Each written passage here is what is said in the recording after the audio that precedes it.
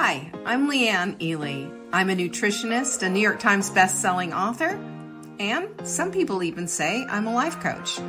I started the Daily Dish Show to share my story, my truth, and my journey to vibrancy, and to inspire others to do the same.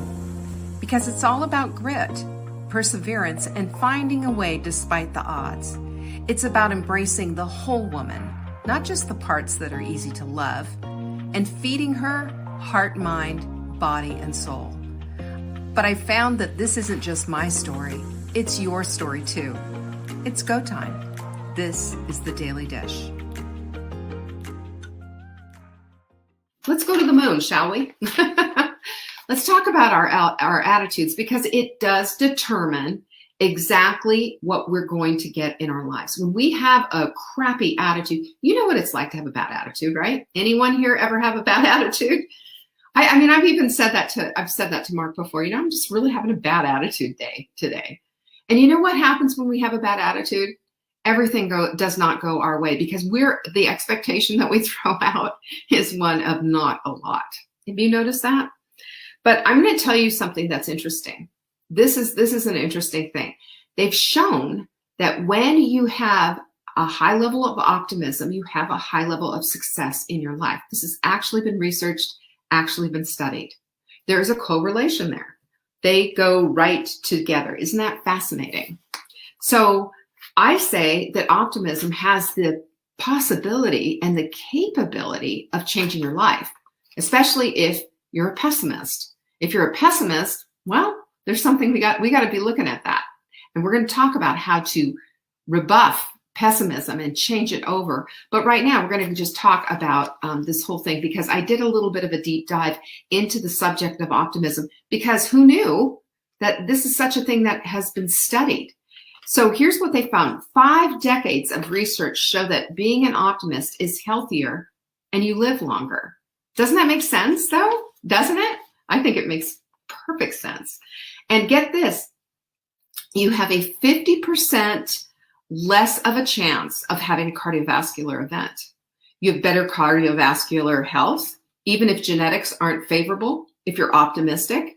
You have a stronger immune function, lower levels of stress, lower levels of pain, and greater survival from cancer, just by being an optimist. It changes your body's chemistry. Isn't that fascinating? Isn't that fascinating? Well, you know why? Because optimism is a learned skill.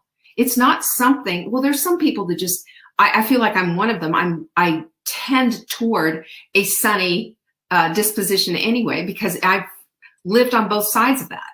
And I prefer to be happy. I think happy works. I think happy feels good. I think being an optimist and looking for the bright side and not being always negative Nelly has made my life a whole lot better. I know that. And I know also it turns on the reticular activating system to search out and find the evidence to support those optimistic thoughts. Have you noticed how that all happens? How that comes into play? Hi, Denise. I'm glad you're here. This is definitely it. So optimism is a learned skill, but you get what this does. It helps to give you confidence. It makes you less prone to depression. Duh, right? Connect the dots on that. Better coping skills. More happiness, because optimists expect to be happy. Reticular activating system. Anyone? Anyone? I love this. And there's positive emotions here connected to optimism. Higher self-regard, better moods, morale, and positive relationships. Isn't that fantastic? This is optimism at play. And remember, it is a learned skill. It's a learned skill. It's making a choice to be optimistic instead of maybe falling back into the old pattern of being a pessimist. Every time, Mark can be a pessimist sometimes, and I'm always there to light him up and say, well, no, blah, blah, blah. So I tell him I'm the Pollyanna. I put the Pollyanna in his day.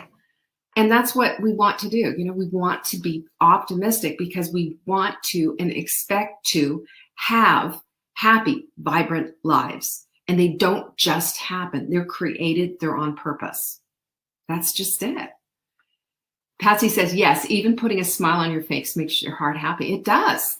And they've shown that putting a smile on your face also boosts those happy hormones, the ones we know, serotonin, dopamine. It does. It changes your body's chemistry. This is what optimism says.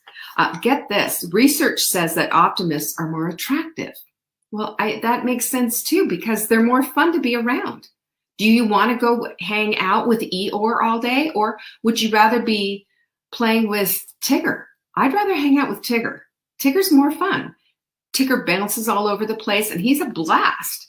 And Eeyore, I mean, he's got a cloud over his head constantly. Hi, Erica.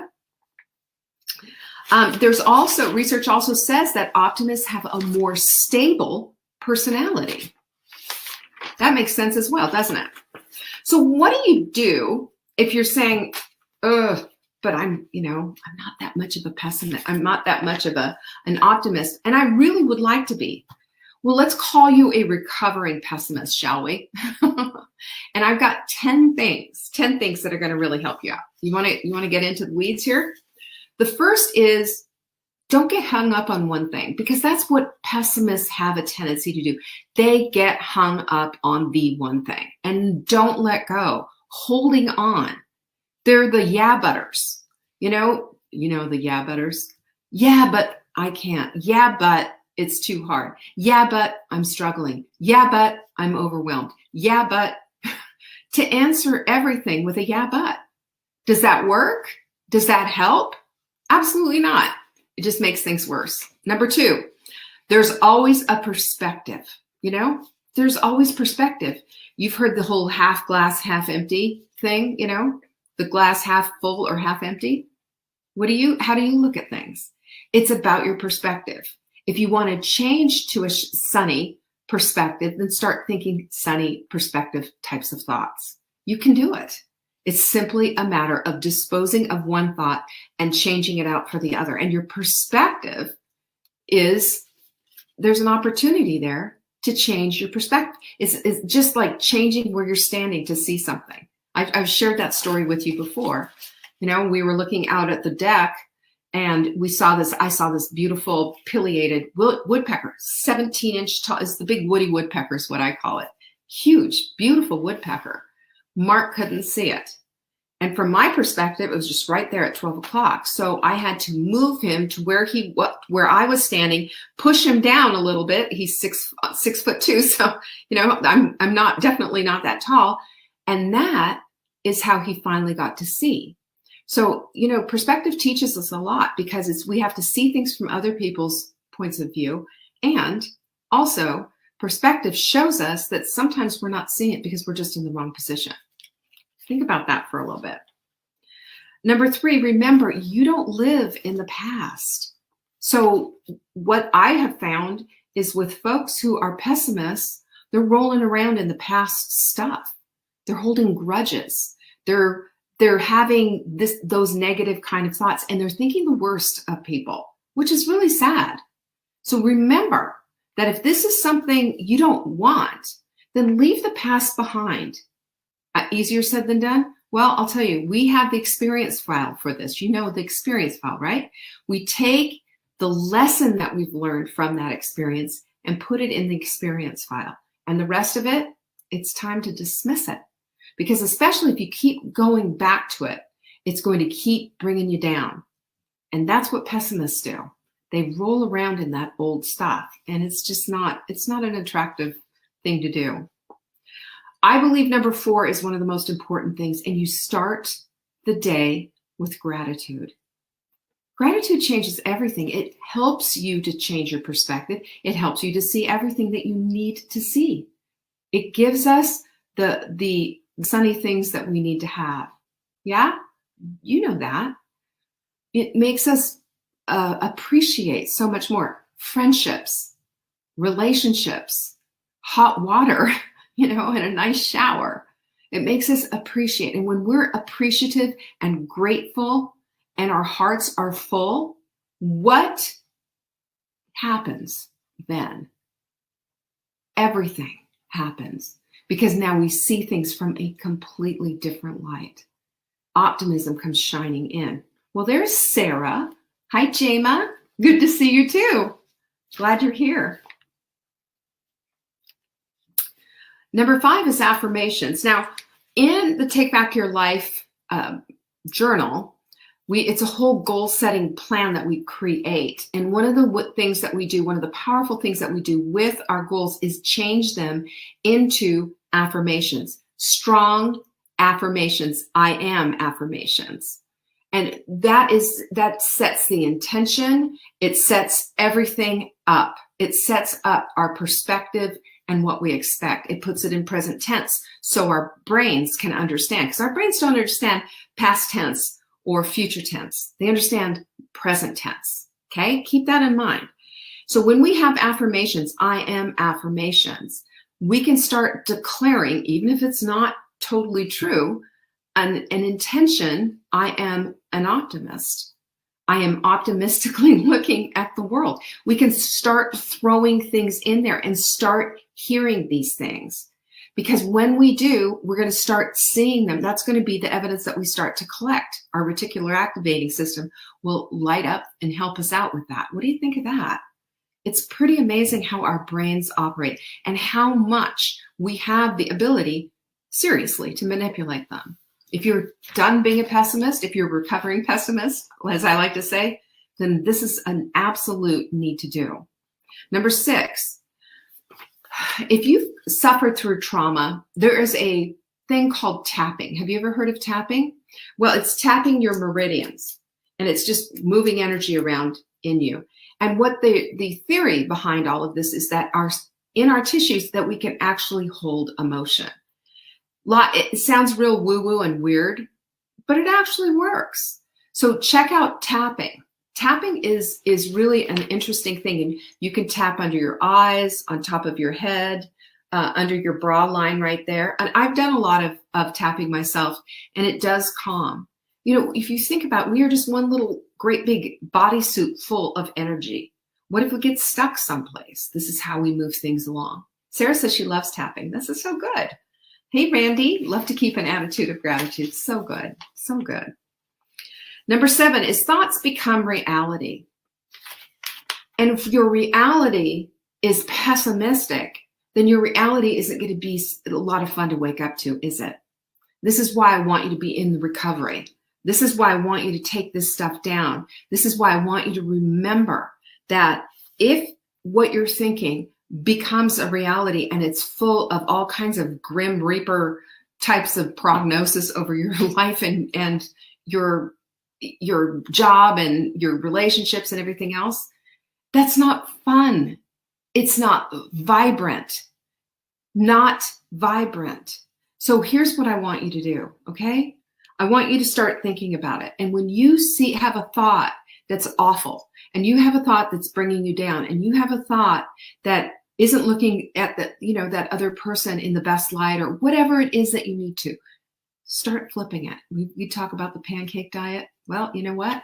You can flip that thought at any time. Anytime. Make a decision. I don't want to keep this kind of thoughts. I don't want to think this kind of a way. And there you go. And you're off to the races. Yeah, I know this sounds all simplistic, doesn't it? But it is pretty simple. It's just the implementing of it that gets a little bit sticky for some. But I promise you, if you want to have an optimistic viewpoint and vantage, then you're going to have an optimistic life, and it's going to be vibrant. If you choose pessimism, and it's a choice, it's not going to be as much. I know that. Number 8, life is unpredictable and not always fair. Make peace with that. We go around, judging everything and say, well, it's not fair. I just said it the other day too. It's not fair that COVID's back again. It's not fair that this, that, and the other thing. It's not fair that we're doing this. It's not fair. And you want to hear not fair? It is always not. There is always going to be something that's not fair. But we need to still be able to walk with it. And we need to say, you know what? It's not fair, but life isn't fair.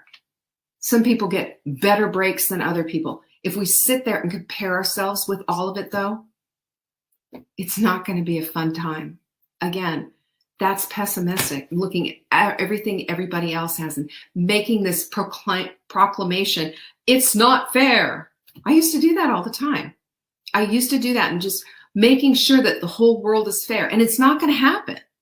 So make peace with the fact that this isn't going to happen, that fair isn't going to show up. Okay, it happens. Help others. That's your purpose. We're here for this purpose. We are all here on purpose and for purpose, to be used by God, to be his hands and feet. And do you want to know something? Love you back, Nancy. Thank you for that. We love you. You want to know something?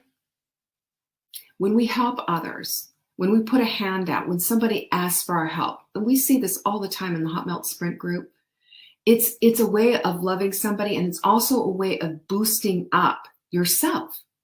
You helping others is going to help you. You'll see and feel your purpose and your worth, and it's worth it. I don't want you to live in the place of shadows and pessimism and that's never going to work out, and Eeyoreness. I don't want that for you. I want you to have everything that you want in this life. It starts with an optimistic attitude, because that is going to definitely correspond with how far you go in this life. And number 10, martyrdom isn't pretty. Yeah? Anybody? And no one's asking you to be a martyr. And when you hear this, oh, woe is me business, and somebody's talking about all the garbage, how does that make you feel? Huh? How does that make you feel? Don't you feel just ick on you? I do. So what do you want to do with that? What do you want to do with that when somebody is a martyr? Tell them to, there was an old saying, I don't know, get off the cross, we need the wood, something like that. I don't know. But we have to stop this kind of nonsense and recognize and realize it for what it is. I mean, martyrdom is just something ugly, and everybody just looks at it and just like, oh, there she goes again. Yeah? We don't want that. Number 8 was life is unpredictable and not always fair, Teresa. So no one wants a martyr. Nobody wants pessimism around them. Nobody wants to hang out with a pessimist. But if that is your propensity, and that's been kind of the way that you look at things with that half empty glass instead of half full, are you willing to start thinking about changing things up? Are you willing to start thinking there's a different way to look at things? Because if you are, that is going to give you an optimistic point of view in your life, and it's going to sprinkle out over everything. I promise you, I've seen it. When I made a decision, this was years ago, I was in my 20s, when I made a decision that I'm no longer going to be depressed and anxious and angry and pessimistic and looking for fair in this world, it changed everything, because I recognized and realized, you know what? It's just not going to ever happen like that. I'm never going to get fair. No, fair. My mother used to say that a fair is a thing that you go to that has Ferris wheels or something. I can't remember exactly how she said it, but it's true. It's absolutely 100% true. And you know what else is true? That those who possess this optimism are going to be healthier. They're going to have better temperaments. They're going to have better cardiovascular health, stronger immune systems, lowered level of stress. They're going to have lower levels of pain. They're going to have greater survival from cancer, because optimism is a learned skill. If you don't have this in your toolbox, it's now time to bring it out. And if you're in recovery, as a recovering pessimist, look at those 10 things every single day. I hope you wrote them down. Otherwise, come back and watch this again. Thank you so much for joining me today. I enjoyed being with you. Peace be with you. Love you guys. Bye-bye. Thank you for joining me today. You can find me on TikTok for daily tips to help support your most vibrant life. And remember, you are the author of your own story. Until next time.